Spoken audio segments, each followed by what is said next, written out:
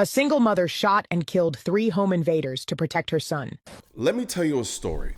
It's one of those stories that if you don't understand why the Second Amendment exists, you will by the end of this story. We're talking about an 18-year-old widow with a baby on her hip living in the middle of nowhere, Oklahoma. And on New Year's Eve, 2 men decided they were going to break into her house. And everything about her screams victim.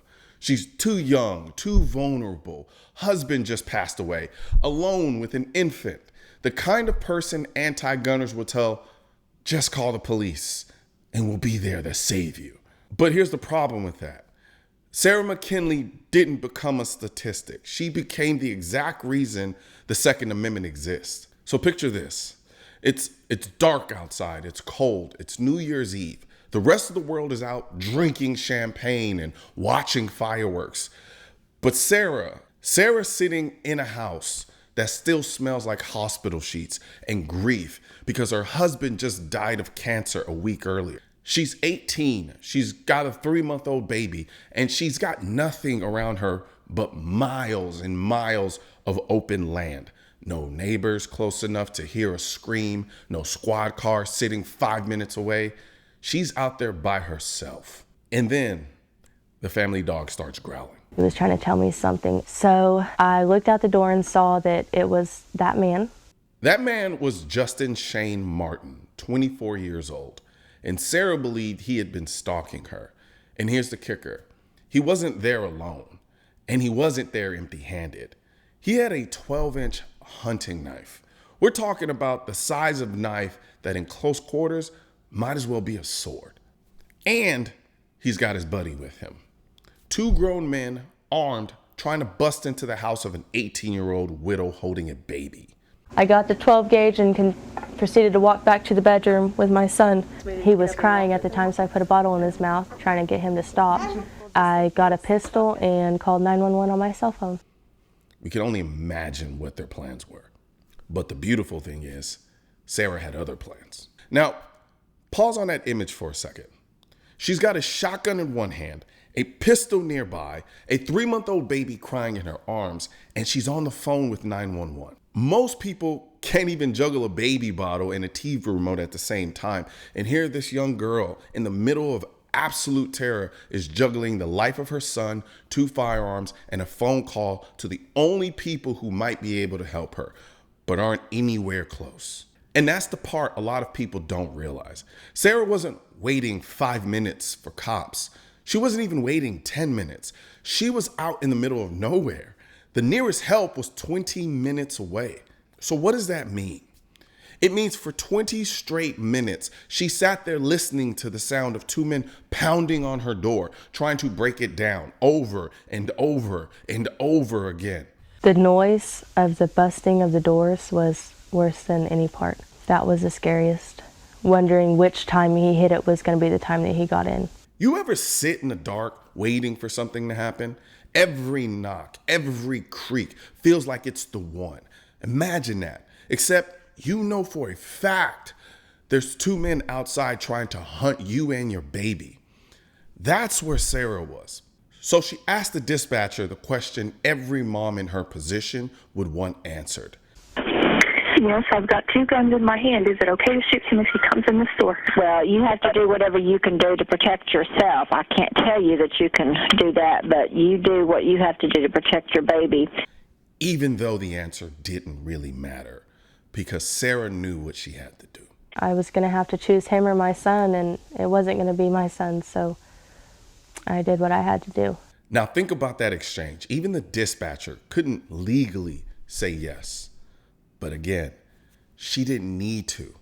Sarah knew that when the moment came and she had to protect her kid, she was going to do what she had to. And when the door finally gave way, Sarah fired.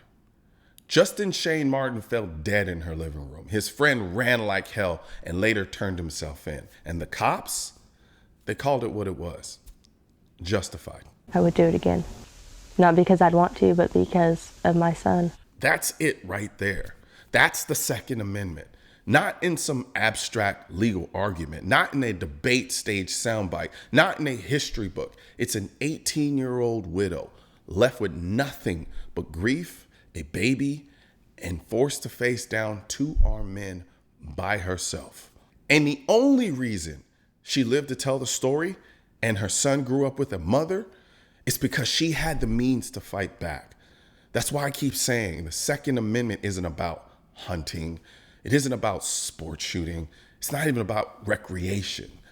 It's about the most vulnerable among us having a fighting chance against tyranny, whether that tyranny be 2 men circling around your home in the middle of the night trying to break in, or the government becoming tyrannical, or a foreign government becoming tyrannical and trying to interrupt our way of life here in this country. That is what the Second Amendment is about. Sarah McKinley didn't choose to be a hero that night. She chose to survive. And because of that choice, her baby still has a mom. And that's why I always talk about the militia. The militia sounds like some amorphous, grandiose concept, but it's really simple. It's the people who live in a free country having the means to come together to fight off tyranny, whether that tyranny has to be fought off by yourself in your home or collectively as a group of people coming to fight back against a tyrannical government. And that's why I created the design I'm the militia, because it is a reminder that the militia isn't some grandiose concept that is relegated to the government. No, it's as simple as you, me, all of us coming together with our arms to protect this country. And in some moments, to protect ourselves and our families. That's what I'm the militia stands for. So remind not only yourself, but everyone else that you are the militia. They are the militia. And I'm going to put a link in the description section of this video so you can check out the I'm the militia hats, the shirts, the hoodies, the drinkware, you name it. And for those of you who do have a gun for self-defense, remember, the battle doesn't just stop after you've defended yourself physically. That battle continues legally, possibly. In this case, they ruled she was justified. But the dynamics of every case can change. It can be different. It may not be as clear cut. So you want some type of legal defense, some type of monetary legal backing that can help you if you have to be drugged through the court system. And that's why I say everybody should have some type of membership that gives them the ability to have access to this type of legal help. And that's why USCCA sponsors this channel. Now, I'm gonna put a link in the description section of this video so you can check out that as well. One thing's for certain and 2 things are for sure. Politicians and tech giants don't want gun content to be recommended to you. And we're all fighting this culture war together. Now, you can help do your part by liking, commenting, subscribing to the channel, but most importantly, sharing this video with at least one person. Together, we can stop the suppression of our 2A rights. And don't forget to click the link in the description section of this video for the products that I mentioned in this video.